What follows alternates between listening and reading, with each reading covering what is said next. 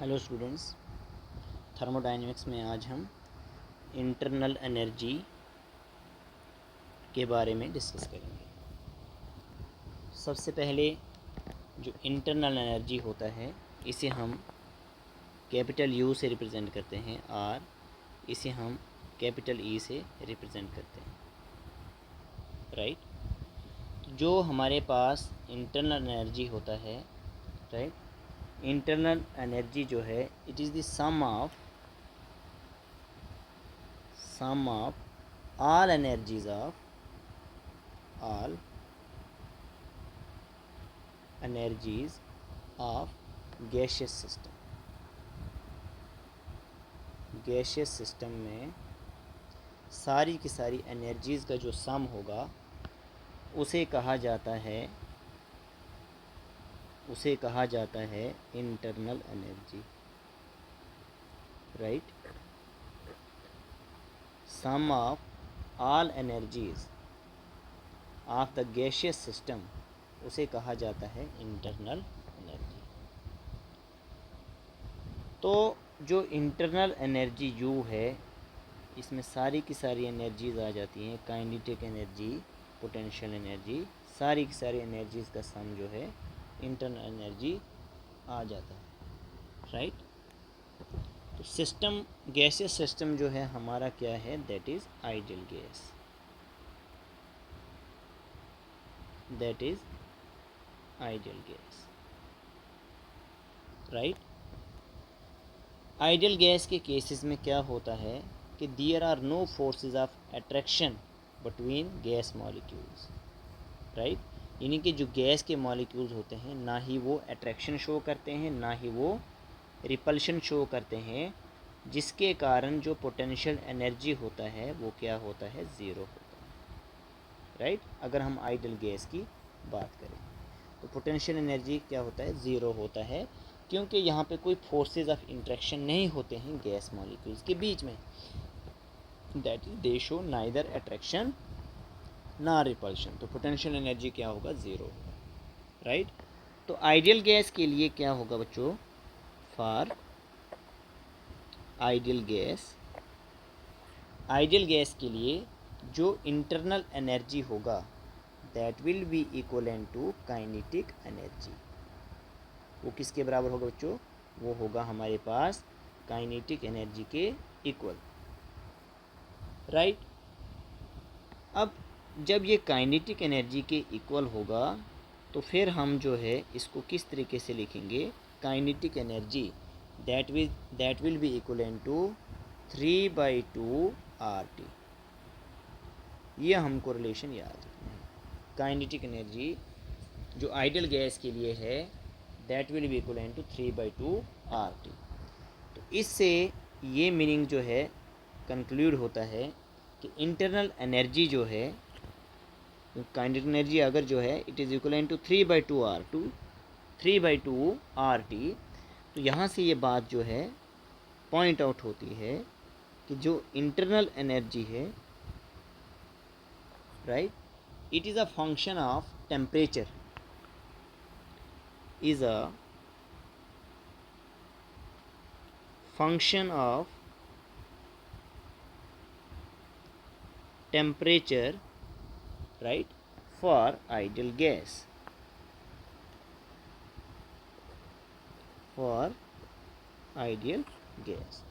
I can say this internal energy U, it is a function of temperature, but this is only for ideal gas, right. If I say this internal energy U, it is a function of temperature and volume, right, temperature and volume, but ये जो होगा temperature और volume का जो case होगा it will B for non ideal gas, for non ideal gas, right. तो हमारे पास क्या है, अगर हम इंटरनल एनर्जी की प्रॉपर्टीज़ की बात करें, प्रॉपर्टीज़ ऑफ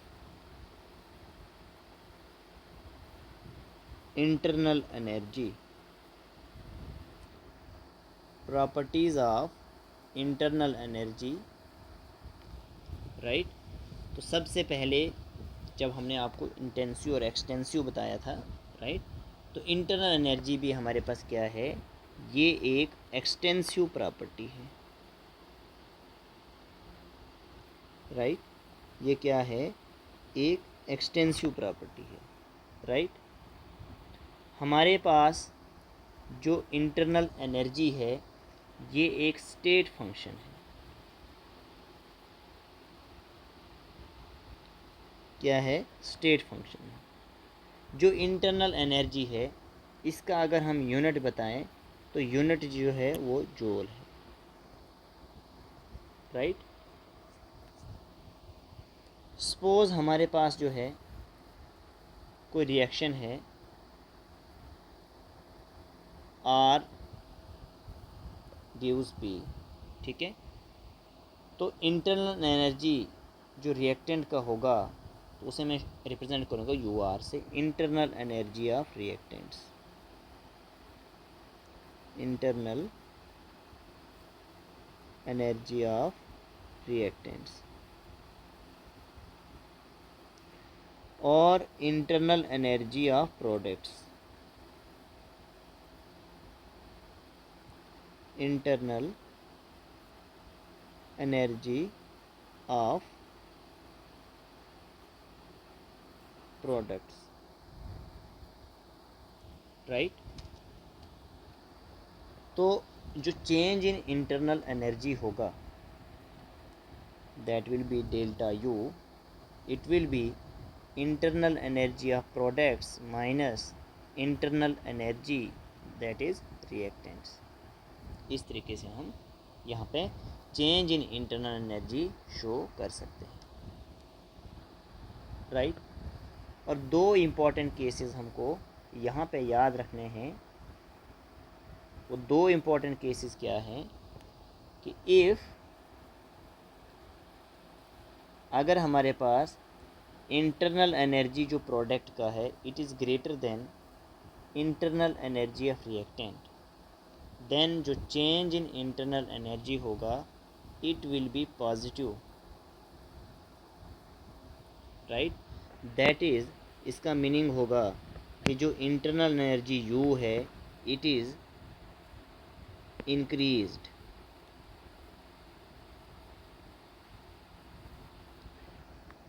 और अगर हमारे पास इंटरनल एनर्जी रिएक्टेंट का, राइट, वो कम हो जाए, इंटरनल एनर्जी, राइट, अगर हमारे पास इंटरनल एनर्जी जो है रिएक्टेंट्स का वो ज़्यादा हो जाए, राइट, अगर हमारे पास इंटरनल एनर्जी जो है रिएक्टेंट्स का अगर ज़्यादा हो जाए then internal energy of products, तो इस केस में क्या होगा, हमारे पास जो चेंज इन इंटरनल एनर्जी होगा वो नेगेटिव होगा, राइट। और जो इंटरनल एनर्जी है that will B decreased, right. तो इंटरनल एनर्जी जैसे कि हमने पहले ही बताया क्योंकि ये क्या है, एक स्टेट फंक्शन है, राइट। तो इंटरनल एनर्जी के बाद हम जो है बात करते हैं हीट की, जिसे हम स्मॉल क्यू से रिप्रेजेंट करते हैं। तो हीट क्या है, एक मूड है,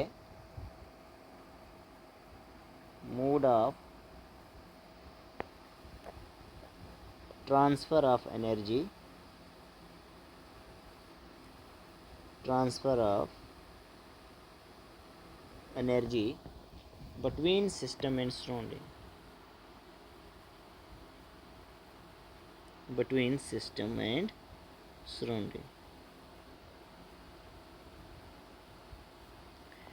लेकिन जो हीट ट्रांसफ़र होता है it is due to temperature difference, right. किसकी वजह से होता है? टेम्परेचर डिफरेंस के कारण जो है हीट ट्रांसफ़र होता है, राइट। अगर हमने हीट के अंदर जो है स्मॉल चेंज शो करना है, स्मॉल चेंज इन हीट, इसे हम शो करेंगे डेल क्यू से। और अगर हमने large change in heat show करना है तो उसे हम सिंपली क्यू से रिप्रेजेंट करेंगे, राइट। तो यूनिट जो हीट का है, unit of heat that is also joule, right. और हीट भी हमारे पास क्या है? ये भी हमारे पास एक एक्सटेंसिव प्रॉपर्टी है, एक्सटेंसिव प्रॉपर्टी, राइट।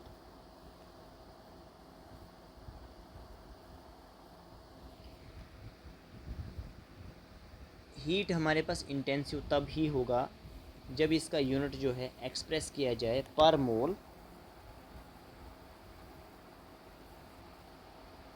पर मोल या फिर हमें पर ग्राम दिया हो यूनिट, तब हम इसे क्या बोलेंगे? इंटेंसिव बोलेंगे, राइट। तो हमको जो है कुछ साइन कन्वेंशंस रिगार्डिंग हीट याद रखने हैं। साइन कन्वेंशन में क्या है कि if heat is absorbed by the system, heat is absorbed by system, अगर सिस्टम ने हीट को एब्जर्व किया तो हम हीट को क्या लेंगे? हम हीट को पॉजिटिव लेंगे। सेकंड जो कन्वेंशन है, अगर हीट जो है रिलीज़ किया, is released by system, system ने अगर हीट दिया तो उस हीट को हम जो है we will take it as negative, we will take it as negative, right. तो आइडियल गैस के केस में जो हीट है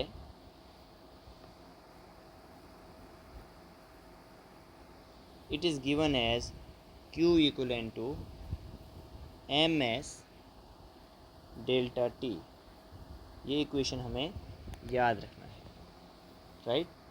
यहाँ पे टर्मिनोलॉजी का क्या मीनिंग है, राइट। तो टर्मिनोलॉजी का जो मीनिंग है, M जो है mass of the ideal gas, ये जो M है that is mass of ideal gas. हमारे पास जो S है, S क्या है? एंट्रोपी, एंट्रोपी नहीं कहेंगे इसे, सॉरी, इसे हम यहाँ पे स्पेसिफिक हीट कहेंगे, स्पेसिफिक हीट, राइट। और स्पेसिफिक हीट क्या होता है यहाँ पे डेफिनेशन बताएंगे, amount of heat required, amount of heat required to raise 1 gram, amount of heat required to raise 1 gram of substance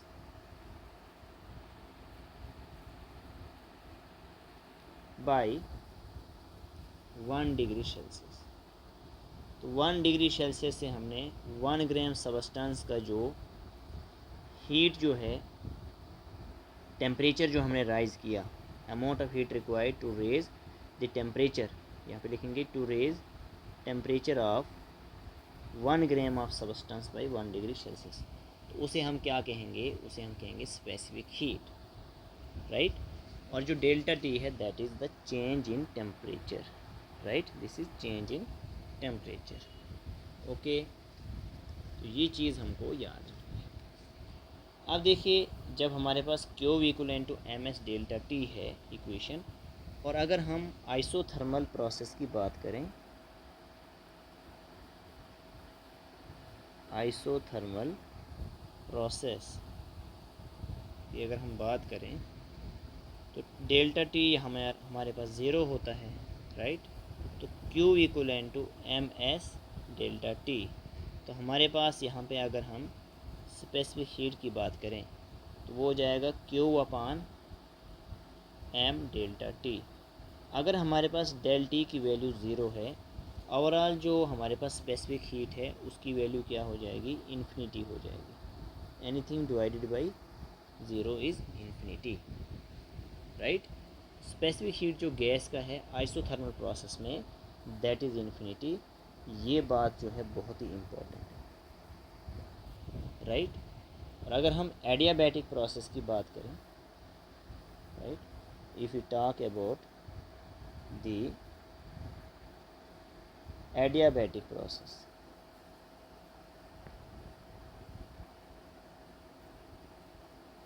देखिए एडियाबैटिक प्रोसेस में क्या है कि हमारे पास जो हीट चेंज है वो ज़ीरो है, right. Q equivalent to M S delta T, right. तो यहाँ से अगर हम स्पेसिफिक हीट का वैल्यू फाइंड करना चाहते हैं, that is Q upon M delta T, right. As Q हमारे पास ज़ीरो है, तो हमारे पास जो स्पेसिफिक हीट है that is zero for adiabatic process. ये पॉइंट हमको जो है याद रखना, राइट। तो नेक्स्ट जो है वीडियो में हम जो है वर्क के बारे में बात करेंगे। Okay, thank you.